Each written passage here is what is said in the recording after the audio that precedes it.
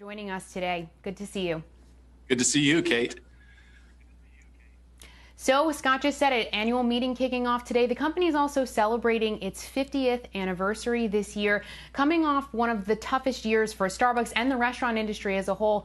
You know, in recent history, what's your message to shareholders today about the future of the company and meeting consumers where they want to be in this new normal as we move ahead?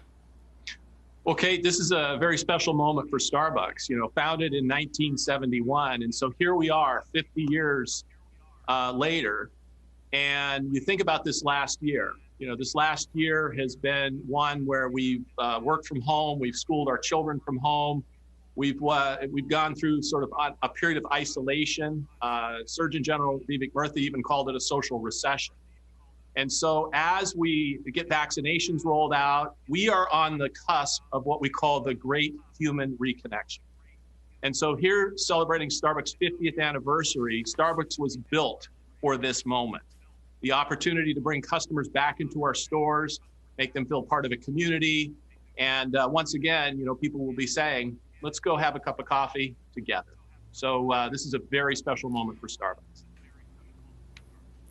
We also have to talk about China, your second home market, really key in moving ahead. You'll be opening up a coffee innovation park there in 2022 for sustainable roasting. How does sustainability fit into the next 50 years of Starbucks as we move ahead? Well, Kate, we've always been a company that had a purpose that goes far beyond the pursuit of profit. And as we think about celebrating this 50th anniversary, part of what our role and responsibility is to have the wisdom to know what to honor and preserve from the past, while at the same time having the courage to boldly reimagine the future.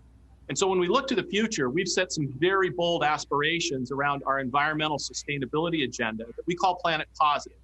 It means that we want to give more than we take from the planet. So we've benchmarked our carbon, water, and waste, and we've set goals, 2030 goals in each of those categories. So this investment in this coffee innovation park is the first sustainable roasting plant that we've built, the most sustainable in the world that we are building in China. And it's just one thing that we're doing to help not only reduce our carbon footprint, ultimately get to net zero, but then ultimately get to where we actually store more carbon than we emit.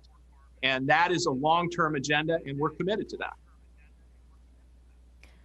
And cold beverages have been selling well all year round in recent years for Starbucks. Talk to us about that portfolio mix moving forward. We know you have some new innovations on the way, like cold press espresso. I'm sure consumers will be excited to try out. What does that look like for the brand as we move ahead? Okay, we've always said that we've got to create a great experience in our stores, and we've got to introduce innovative new beverages for our customers. And a few years ago, we called out this shift from hot beverages to cold. It's a mix shift. And if you look at what we've seen recently, we now see more than 50% of the beverages that we sell at Starbucks are cold.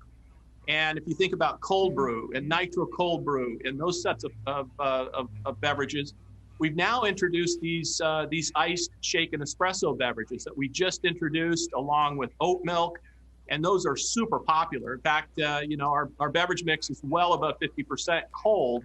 And, as you point out, we're going to continue to innovate around things like cold pressed espresso. So in addition to cold brew, nitro cold brew, we're now innovating when it comes to the espresso beverage line as well. And we're seeing many more iced espresso beverages than we've ever seen in our past.